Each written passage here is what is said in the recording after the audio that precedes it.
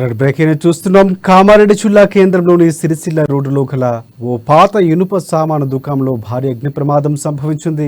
పాత ఇనుప షాప్ ఎదురుగా మున్సిపల్ కార్మికులు చెత్తను ఊడ్చి చెత్తను అంటిపెట్టడం వల్లనే గాలి ద్వారా అంటిపెట్టిన చెత్త అగ్గి రవ్వలు గాలికి లేచి పక్కనే ఉన్న పాత ఇనుప షాపులో పడటంతో మంటలు అంటుకున్నట్లుగా స్థానికులు చెబుతున్నారు. దీంతో మంటలు భారీగా ఎగిసిపడుతున్నాయి. దట్టమైన పొగలు అలుముకున్నాయి. మంటలు భారీగా వ్యాప్తి చెందుతున్న సమయంలో భారీ శబ్దాలు సైతం రావడంతో జనాలు పరుగులు తీశారు. షాప్లో గ్యాస్ సిలిండర్లు ఉండటం వల్లనే శబ్దాలు వచ్చినట్లుగా స్థానికులు చెబుతున్నారు.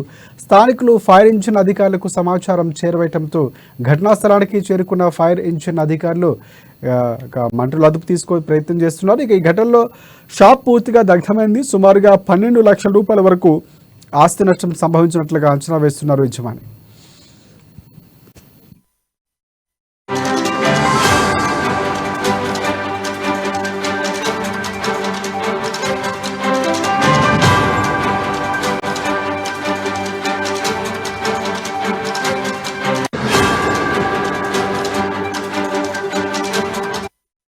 రెడ్ బ్రేకింగ్ చూస్తున్నాం. కామారెడ్డి జిల్లా కేంద్రంలోని సిరిసిల్ల రోడ్డులో గల ఓ పాత ఇనుప సామాను దుకాణంలో భారీ అగ్ని ప్రమాదం సంభవించింది.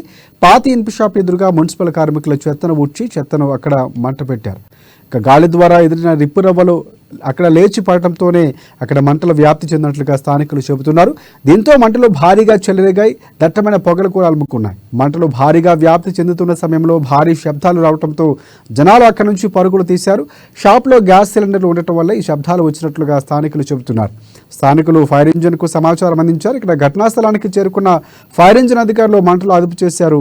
ఇక ఈ సంఘటనలో షాప్ పూర్తిగా దగ్ధమైంది. సుమారుగా 12 లక్షల రూపాయల వరకు ఆస్తి నష్టం సంభవించినట్లుగా షాప్ యజమాని చెబుతున్నారు.